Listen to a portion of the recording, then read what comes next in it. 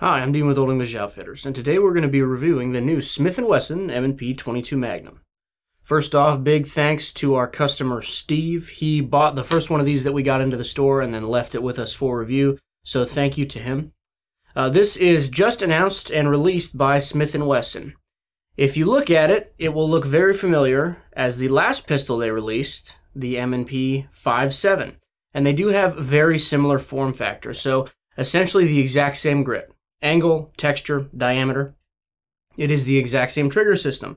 That single action, hammer fired. It has the same ambidextrous safety and slide release. The safety does not lock the slide, so you can chamber and unchamber on safe, which is a nice feature for something like this that is hammer fired. The tempo barrel system and recoil system is also present in the 22 Magnum.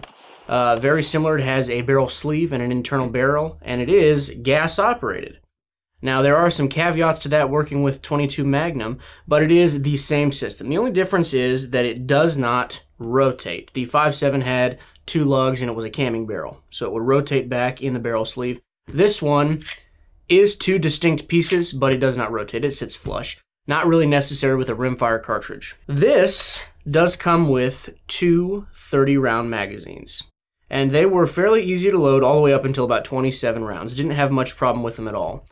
You do have to load them like, we'll say a 350 Legend magazine or anything. You have to load it front to back. You cannot press down like on the 5.7, or most people would think like an AR mag where you press down through the feed lips. You cannot do that on a rimmed case, so you have to feed it front to back. Not very difficult at all. Like I said, I had no trouble. I didn't really feel it get tight until about 27 rounds. You do get two of those 30-round magazines.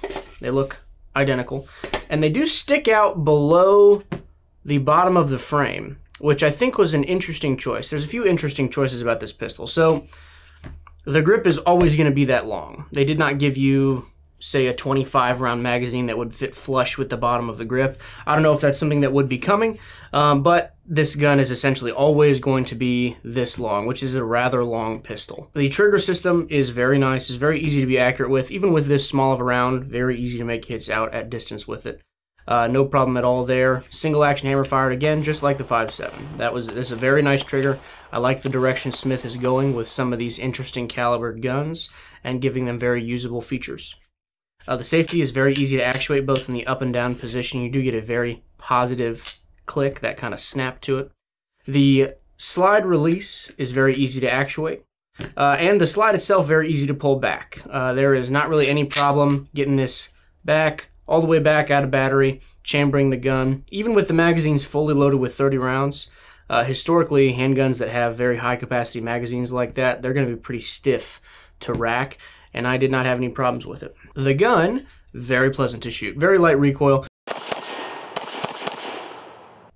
Now, as far as reliability goes, we had very good function out of this pistol. We didn't have any failures to chamber off of a fully loaded magazine, which is a lot of times where you'll have these rimfire handguns be malfunctioning, is that round just wants to nosedive and doesn't catch the feed ramp, or goes into the side of the chamber and just bends in half because it's such a thin-walled case. We did not have any problems chambering it. We had one malfunction in 100 rounds. And that was just a complete failure to chamber. The pistol, we shot around, slide went all the way back, ejected the brass properly, went back into battery, click. Did not pick up the next round. It only happened once, and I think that was in like the 50 to 60 round count. But it did not happen after that, and we did burn it down. Ammo type. Smith & Wesson was very nice to do their research because a 22 Magnum pistol, specifically a semi-auto, is very picky on ammo, reliability-wise. Just generally, it's kind of a hard gun to get good reliability out of. So essentially, you always need to be shooting full metal jacket ammo. That's the gist of it. No lead. You can do jacketed soft points, jacketed hollow points, FMJ, TMJ, any of those, as long as it is a metal jacket. Even some of the lighter bullets, because it does have the tempo recoil system, it will function just fine. You cannot shoot exposed lead.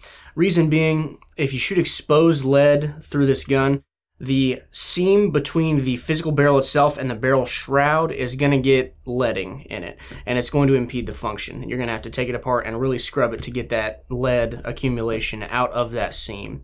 And it is a fairly tight gap, so I imagine it would happen very quickly. So just shoot your standard good ammo, Hornady VMAX, CCI, any of the ones that come full metal jacket, which a lot of 22 Magnums are. You won't find as much cheap kind of just blow through the gun ammo as you would in long rifle or short. Stick to the good stuff and this gun is going to work just fine. Now let's talk about kind of the idea of this pistol. So right off the get, I do want to say this is probably the best 22 Magnum semi-auto that I have shot. The smoothness of it, the reliability, the construction, not only does it work well, but it feels durable. The PMR 30, of course, feels a little bit like a toy. And while some people do get good performance out of those, there's been a lot of lemons out of the Kel-Tec factory for the PMR 30. The Walther WMP, we reviewed that, and while it shot just fine, it is huge. It's giant.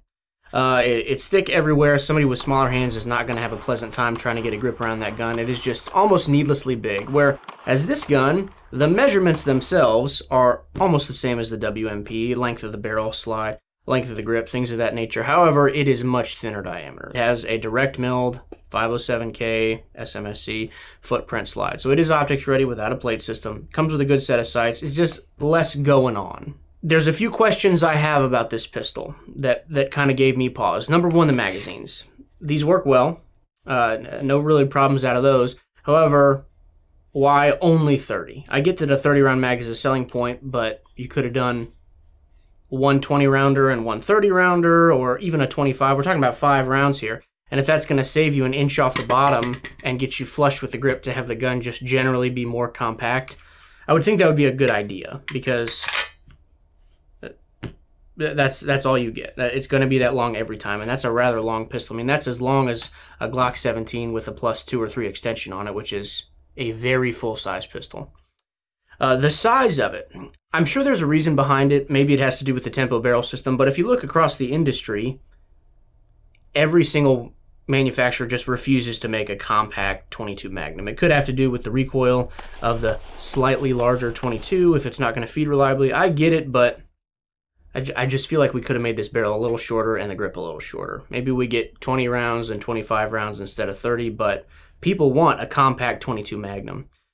People ask for it. Every video we make about 22 Magnum, oh, I would like a compact. That gun is too big. And those people are right. The gun is a little bit too big for CCW. Some people might do it, but if you're going to CCW this gun, why not just get the 5.7? The recoil impulse is negligible because they do have very similar recoils, and the 5.7 is going to be a whole lot more ballistically effective. So this is the first time I have seen a gun company make a we have that at home version of their own pistol, because we have the 5.7, which is a little bit better ballistically. It's also a very high capacity gun, and it comes threaded, which I don't understand why they didn't thread this, or don't offer a threaded version of it. It's the tempo system. We already know it works for threading. You're able to put a 22 caliber suppressor on the 5.7 right on that barrel sleeve with no booster or anything, and it works reliably because the barrel sleeve is fixed or semi-fixed. So why not threaded? I don't really understand that. I get some people just want 22 mag. It's an excellent round for varmints, and the ammo is a lot less expensive than 5.7. But kind of what's the point, I guess, is my question. The gun itself, if we forget about the Smith Wesson 5.7, works very well. It is an excellent representation of a semi-automatic 22 Magnum pistol. Very reliable from what we found when shooting the proper ammo. I assume the one malfunction we had was just break-in period, as these guns have. And for a very high capacity, very lightweight gun, it'd be excellent to throw into a chest pack or something like that, just for varmints if you're going to go backpacking or hiking. And something like that, 2 magazines gets you 60 rounds on board. I mean, that's a lot of ammo for a very lightweight, reasonably small package by comparison. So I do like the gun. I only had, like I said, a few complaints about it. And even those, they are somewhat just opinion. If you are wanting something that's suppressible and ballistically effective, we have the 5.7. So you can go that route. If you want something that's cheaper to shoot, still a little bit better than your average 22, then this is an excellent option in a very high capacity package. Guys, thank you so much for watching. If you like what you saw, please like this video, leave a comment, and subscribe to our channel. In addition, we do have an Instagram, @OE Outfitters. Please go over there, check it out. If you like what you see, give us a follow. Thank you so much for watching, and we'll see you next time.